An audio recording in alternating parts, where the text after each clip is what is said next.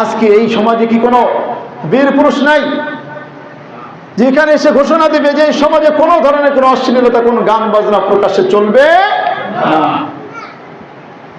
যদি আমরা এতটুকু দিতে না পারি, এতটুকু যদি আমরা করতে না পারি, তাহলে কিসের মুসলমান আমরা, কিসের আমরা পুরুষ? আজ আমরা নামাজ পড়ি, নিজে নামাজ পড়ি, আমার সন্তান নামাজ পড়ে না, আমার স্ত্রী নামাজ পড়ে না, আমার প্রতিবেশী নামাজ পড়ে না, আমার কোনো খোঁজ খবর নাই।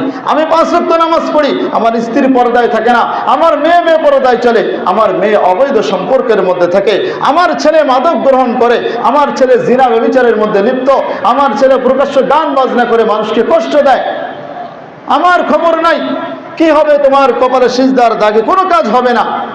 তুমি সিজদা দিতে দিতে যদি তোমার কপাল ফাটায় ফেলো, কাজ হবে না।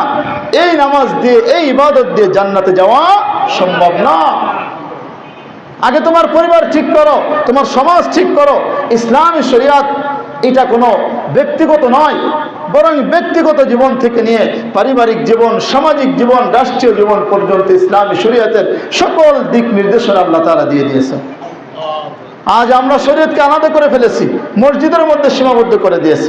মসজিদের মধ্যে আমরা এই বয়ান করি, বয়ান শুনি, কিন্তু মসজিদের বাইরে গেলে ঠিকই আমার ঘরে গান বাজনা চলে, ঠিকই আমার মেয়ের বিবাহের সময় গান বাজনা চলে, আমার ছেলের বিবাহের সময় গান বাজনা চলে, প্রকাশ্যে আমরা অশ্লীলতা করি, মাদক গ্রহণ করা হয়। অথচ এর বিরুদ্ধে কোনো একজন বীর পুরুষ দেখলাম না যে তারা এটার বিরুদ্ধে ঝাঁপিয়ে পড়বে, অথবা গ্রহণযোগ্য কোনো একটা পদক্ষেপ কাউকে নিতে দেখলাম না।